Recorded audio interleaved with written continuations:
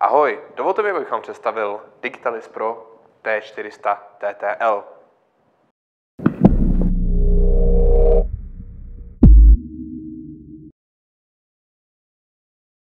Studiové blesky používáme hlavně v interiéru, a to díky jejich vysokému výkonu. Dovolují nám používat vysokou clonu, nízké ISO a rychlou závěrku. Co ale bateriové blesky? Ty jsme zvyklí brát ven, můžeme fotit například na sportovních událostech, mrazit čas, dělat fotky, které jen tak nikdo nefotí. O funkcích našeho bateriového blesku se popovídáme později. My jsme ale přišli s duálním bleskem. To znamená, že ho můžete používat jak se síťovým adaptérem zapojeným v elektrice, tak i s baterií. Při testování a vývoji našich produktů nám dopomáhá program FOMEI Ambassadors, kde špičkoví fotografové z celého světa testují a používají naši techniku v extrémních podmínkách.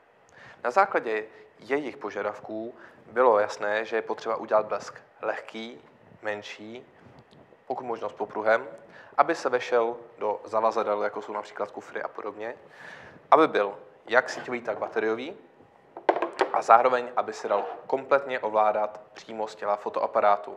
Tyto všechny funkce a záležitosti jsme na blesku splnili a zároveň jsme ještě přidali pár funkcí, jako například TTL a další vychytávky. Tělo je z tvrzeného plastu. Na celý blesk se vztahuje 5 let záruka. Na blesku můžeme najít 10 W pilotní žárovku, výbojku, skleněný kryt, který zabraňuje poškození výbojky nebo pilotní žárovky při výměně vybavení. Bajonet FOMEI Bovens, úchyt na stojan je vyroben ze sletiny kovů.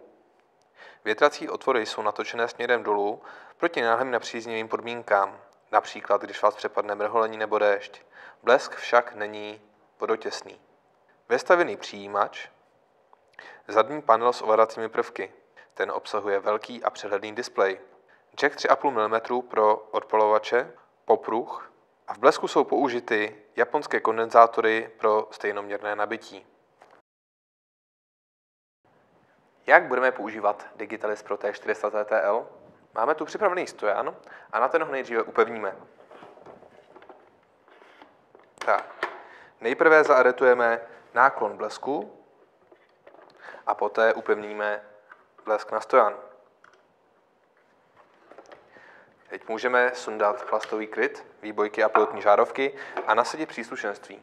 Příslušenství je v tomto momentu reflektor 16,5 cm, který nám bude dělat tvrdé světlo. Ten uchytíme do bajonetu FOMEI Bovens a lehce pootočíme. Tím pootočením se ozve cvaknutí a to znamená, že je příslušenství upevněné a už nám nevypadne. Také zde máme otvor, skrze který můžeme protáhnout deštník přímo do úchytu pro deštník na světle. Pokud máte bateriovou verzi, můžeme světlo rovnou zapnout. Pokud máte síťovou verzi, je třeba ještě zapojit světlo do sítě a poté zapnout. Nyní máme světlo zapnuté a je několik možností. Buď to používáte naše vysílače pro T400 TTL, které dovolují kompletně celé světlo ovládat přímo od fotoaparátu a využít všechny jeho funkce, anebo máte vlastní odpalovače, které chcete používat, tak je zde pro vás 3,5 mm jack pro použití těchto odpalovačů. My ale budeme používat naše odpalovače.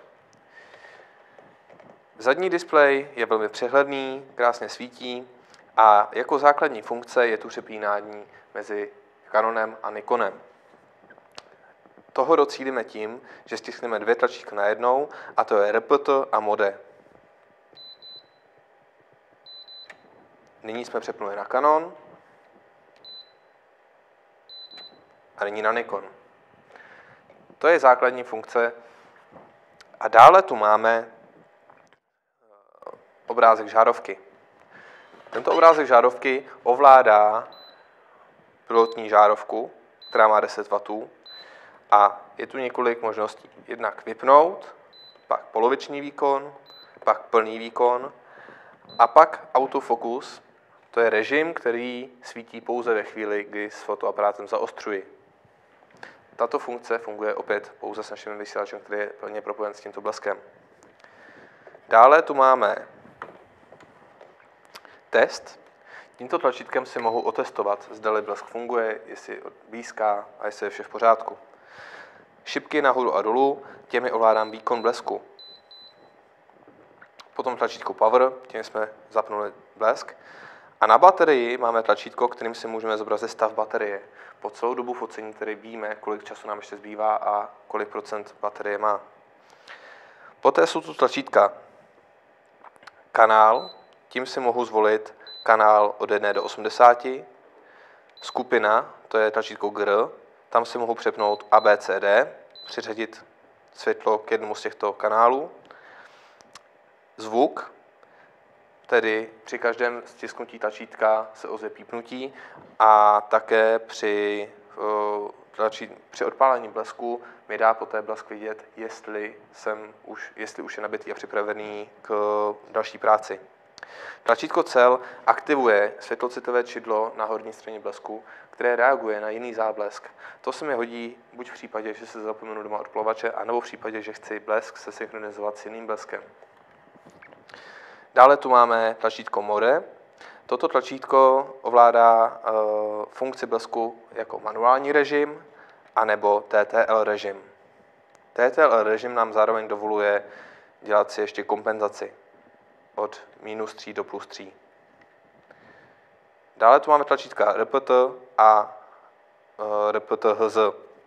RPT-T znamená, kolikrát mi blesk má blízknout. To znamená, tady si můžu nastavit třeba, že má blízknout 10krát. A druhé tlačítko RPT-HZ, tam se nastavuje hertz, ve kterých má blízknout. To znamená, že si nastavím třeba 7-8 Hz. A nyní můžu otestovat.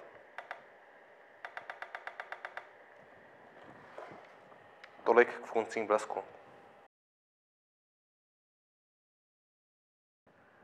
Nyní jak používat blesk TTL a nastavení fotoaparátu. Nejdříve si na fotoaparát nasadíme vysílač. Ten nasuneme do sáněk a utáhneme adaptačním kroužkem. Musíme si zkontrolovat, že na vysílači máme nastavený stejný kanál jako na displeji blesku. Pokud to tak je, tak můžeme nyní přes vysílač ovládat veškeré funkce blesku a o tento displej už se vůbec nestaráme.